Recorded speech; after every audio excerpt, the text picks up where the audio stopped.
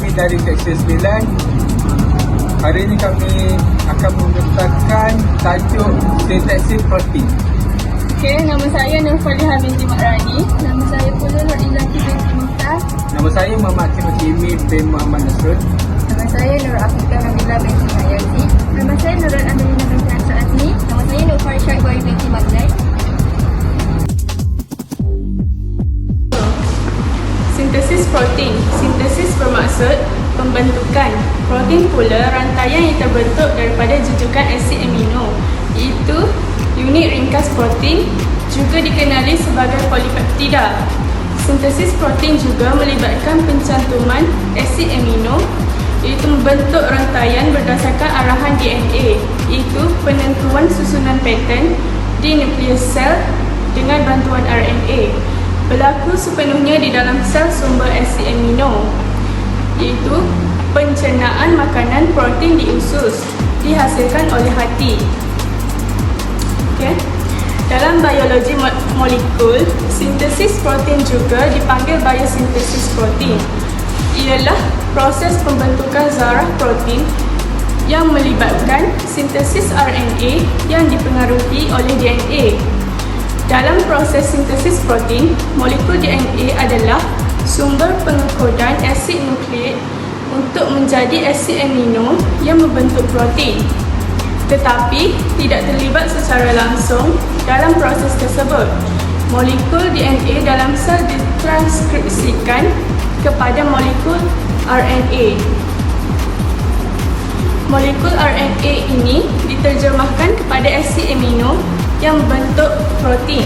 Oleh itu, RNA terlibat secara langsung dalam proses sintesis protein. Okay, saya akan menerangkan tentang DNA. Asid nukleik merupakan satu atau rantaian polimer yang terdiri daripada monomer nukleotida, terbentuk daripada unsur karbon, hidrogen, oksigen, nitrogen dan fosforus. Monomer bagi asid nukleik ialah nukleotida. Setiap nukleotida terdiri daripada gula pentosa, iaitu gula 5 karbon, base nitrogen dan kumpulan fosfat yang digabung bersama melalui proses kondensasi. Terdapat dua jenis gula pentosa, iaitu deoksiribosa, ribosa. Base nitrogen terdiri daripada iaitu adenina, guanina, cytosina, timina, uracil.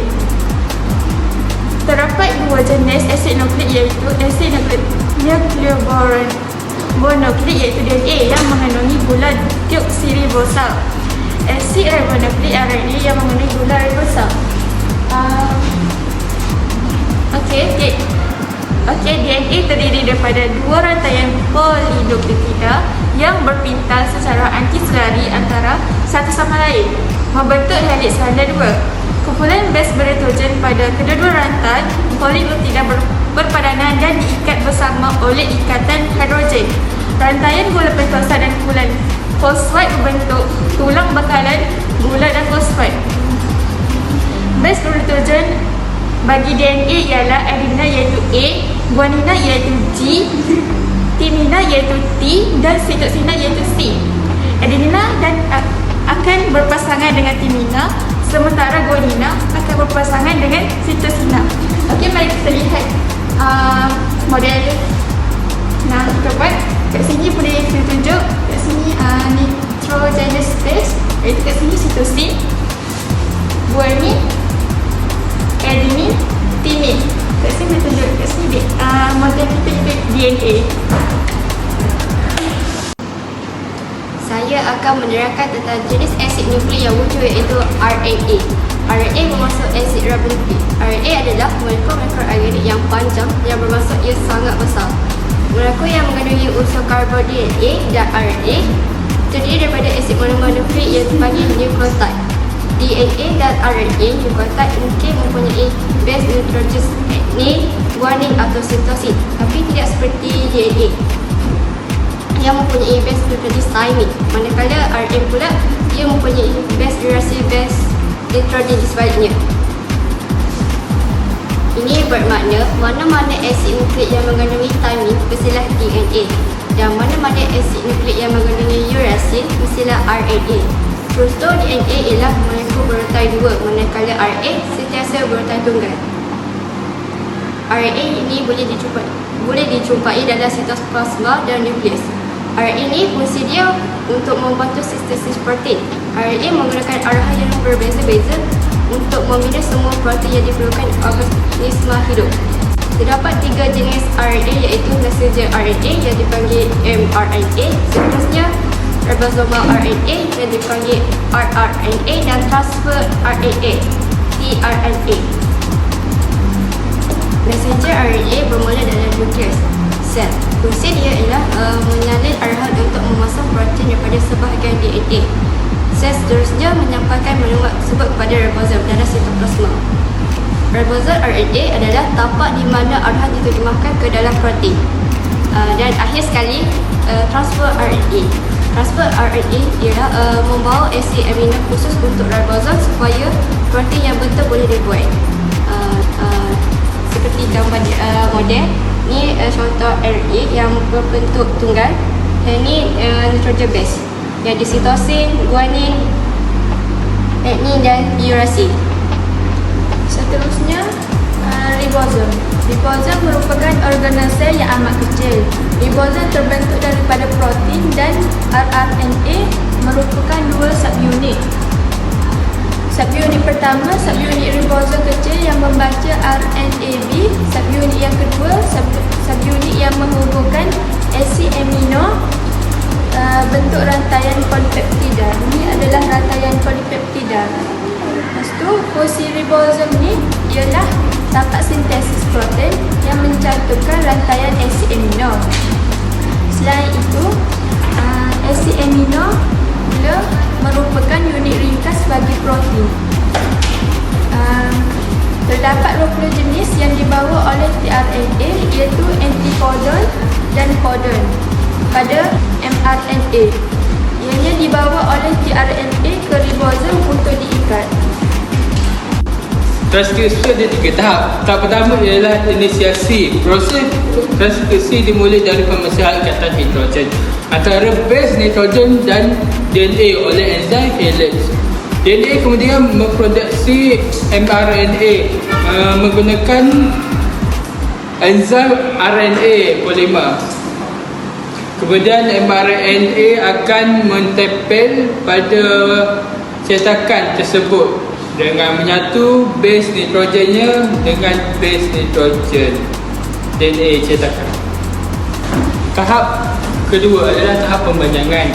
Proses apabila RNA polymerase kembali ke terminator selepas mencapai promoter, mengakibatkan pembentukan mRNA yang akan menyalin kod DNA ke dalam DNA. Seterusnya adalah peringkat penamat. Peringkat pertama adalah peringkat enzim polimerase RNA berhenti bekerja dan melepaskan diri daripada hujung kawasan penamat, dan pada masa yang sama RNAM tertanggal daripada DNA kerana RNAM telah dicetak sepenuhnya. Proses transkripsi selesai. RNA meninggalkan nukleus dan pergi ke ribosom. Sekian. Setelah proses transkripsi selesai, mRNA yang terhasil tadi akan keluar dari nukleus dan akan melekat pada ribosom di sitoplasma. Hal ini terjadi untuk memulakan proses yang dikenali sebagai translasi. Translasi merupakan satu proses yang akan mentranslitkan atau menterjemahkan kod yang dibawa oleh mRNA kepada protein. Fungsi mRNA ini adalah untuk menyampaikan maklumat yang diperoleh semasa proses transkripsi kepada ribosom. mRNA ini mempunyai 3 judukan base nukleotida yang juga dikenali sebagai kodon.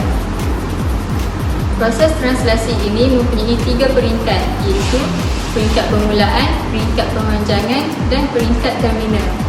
Di peringkat permulaan, mRNA yang membawa kodon AUG akan bertemu dengan ribosom, dan tRNA yang membawa asid amino dan antikodon UAC akan melekat pada mRNA.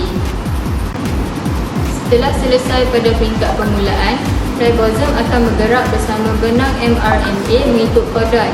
Pada peringkat yang seterusnya, ribosom akan pergi ke kodon GCU dan tRNA hadir untuk membawa asid amino dan antikodon CGA. Peringkat ini dikenali sebagai peringkat pemanjangan.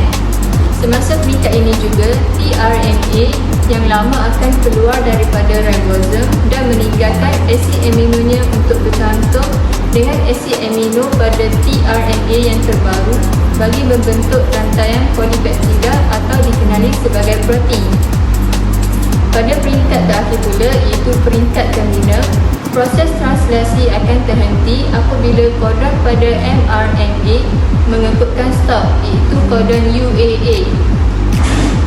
Selain kodon UAA, kodon UAG dan UGA juga mengekutkan stop.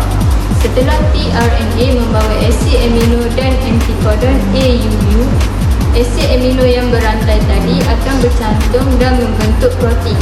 Maka proses translasi tamat. Yeay, selamat.